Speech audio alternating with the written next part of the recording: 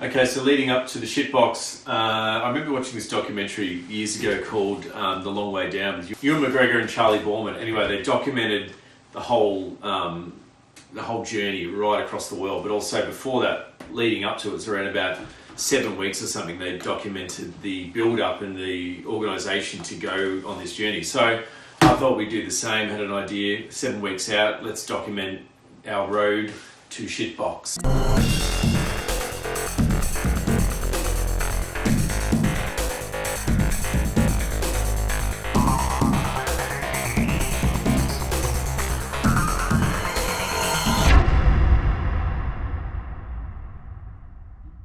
All right, so I don't know if you remember Jaco. This is him now, 8 months later. He's grown up. So we started with the Shitbox repairs. What we thought was going to be a couple of little minor repairs turned out to be an absolute mammoth effort of rebuilding the car.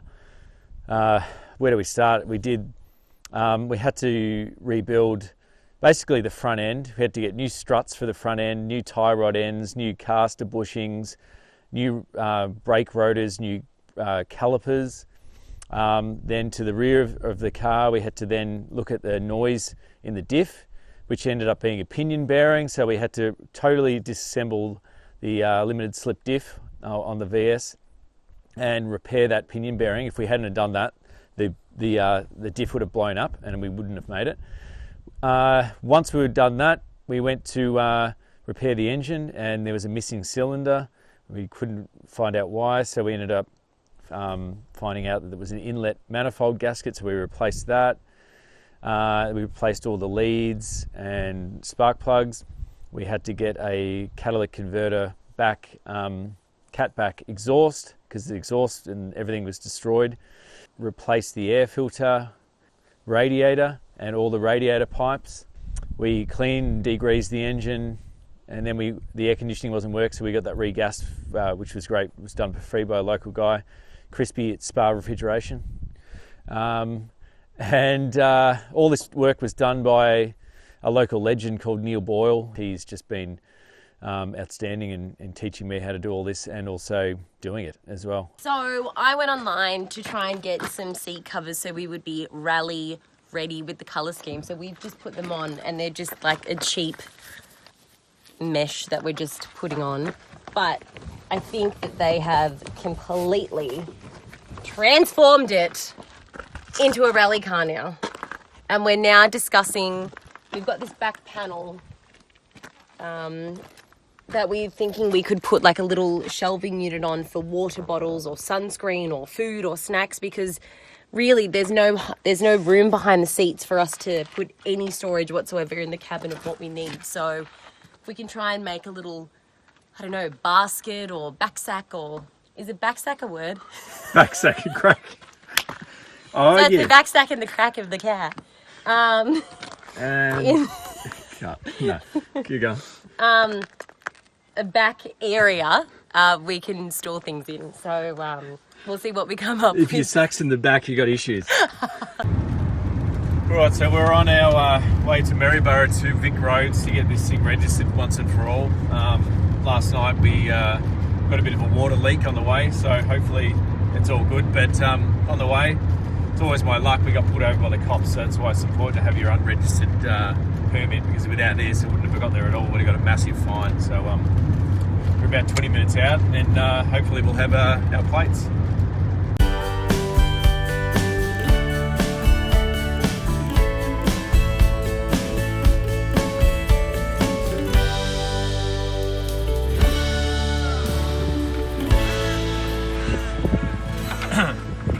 Let's see if we can make it home.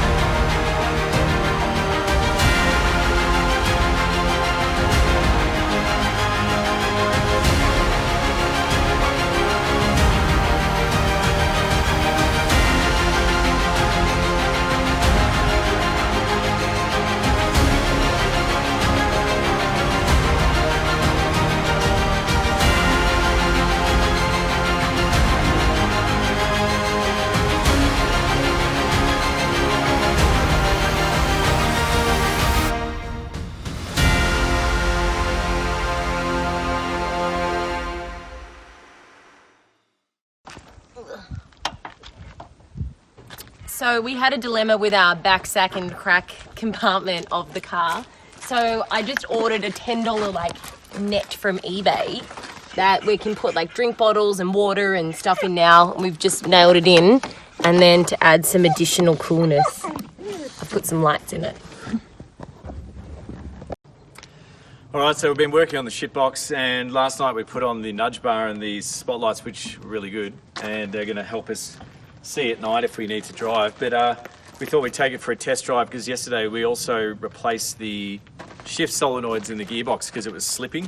And when we did a test on the diagnostic test on the computer, came up with an error saying it was slipping. Anyway, so we replaced the solenoids, took it for a drive this morning to Bendigo, and the exact same thing happened. So that was basically $70, $140 down the gurgler because we didn't fix the problem. I think it's the torque converter. Anyway, we don't even want to go down that path anymore. I think the gearbox is fucked, so we're going to have to get a new gearbox because driving over the Nullarbor with 3 gears is just we're not going to make it. So very disappointing morning.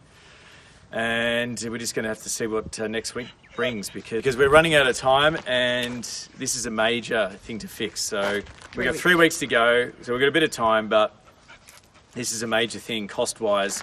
So we're going to try and grovel one for free or try and fix one for free. And that ain't no easy task, so stay tuned. Hey guys, we are on our way to Bendigo to pick up the car because it's just been a nightmare. So I think Aaron can explain because I'm not the best at explaining about what's gone down. Well, basically, the short of it is the transmission fried itself, and although it wasn't completely dead, it was just about to die, so we decided to get a new one.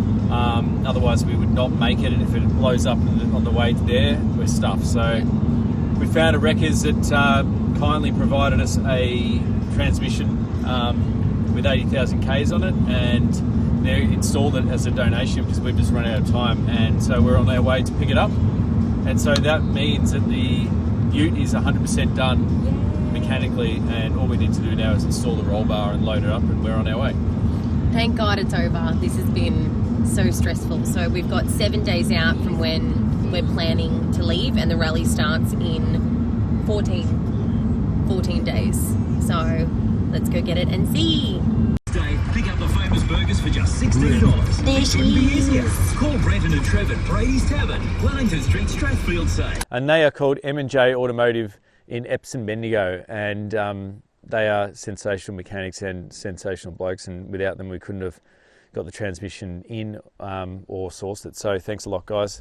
Really appreciate that. And now that we've got all that in, we had to build the roll bar, and the roll bar was designed to harness 2 spare wheels that we need. We need 3, as been put in the rally documentation saying we need 3 wheels. So we've got 2 on the roll bar. We sourced the roll bar metal from Jason on who we follow on Instagram, and so thanks a lot, Jason. Though we're volleyball poles apparently from a demolished school in Melbourne. So we turned them into a roll bar, and although it looks a bit Mad Maxy, it's doing its job. So that allows us to get the wheels out of the tub, and that allows us then to put more stuff in the back. And we've got a huge double swag, so that's going to tuck right under the roll bar. Then we're going to have an old army storage box, which is going to seal all our equipment and food and clothing from the dust, which is going to be obviously heaps of it. And then on either side of that, we'll have a jerry can, 20-litre jerry can of fuel and 20-litre jerry can of water.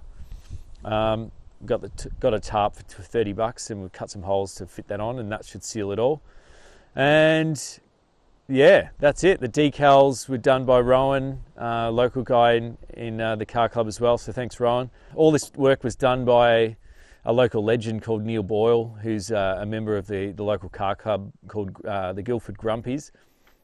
And I call him Mechanical Yoda now because he's just been outstanding in teaching me how to do all this and also doing it as well. And without him, we couldn't have done it and couldn't have got the vehicle to where it is now. At the moment, we're just trying to raise money. We've actually hit our target of 5,000, but we thought we'd just get some merch going. So, being a designer, I can sort of use my skill set. Design a logo, golden shit, and we're going to make some truckers caps, what a Shitbox, and on the back, Shitbox Rally Team Welcome Strangers. That's actually not the final artwork, but yeah, and a little QR code so that people can take a photo and go to our We Give page to donate. So that's what we're doing today. So we are on our first Grumpy Car Club run with the Shitbox, so we will see how the new transmission goes. We're decked out in all of our Shitbox gear. Oh yeah. So very happy, and we will see how she goes. She should be fine. Rock on.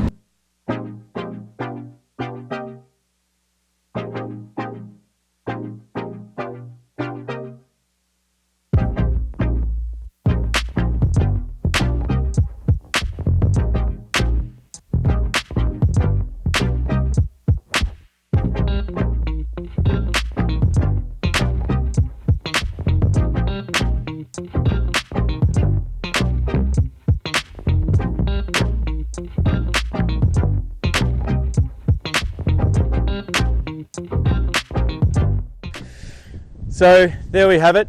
That's it. That's the end of the journey of building the ute, and the rally will begin in approximately 8 days. And so as of tomorrow morning, which will be Wednesday, we head off early in the morning, and our first stop will be around about Adelaide, and then we'll probably meander for the next few days to get to Perth and meet everyone there to start the rally. So we're going to document this on our Facebook page, which I'll put up in a link below now. And so, yeah, obviously we won't be able to do any footage edits, but we'll just post little videos as we're going along, and we'll capture lots of footage and make something when we get back. So I hope you liked the after video of the before video. And that shows you how much work we've done, and that's why I haven't done any work to the WB ute in about a month, and probably won't be for another month. So sorry if you're waiting for those, but yeah, priorities, and this is a priority at the moment, and once I get back, I'll get straight back into that, and it's full steam ahead. So as per usual, if you like this video, give us a thumbs up. If you haven't subscribed, follow the journey for the Shitbox Rally and also the WB ute, and yeah, I'll see you next episode.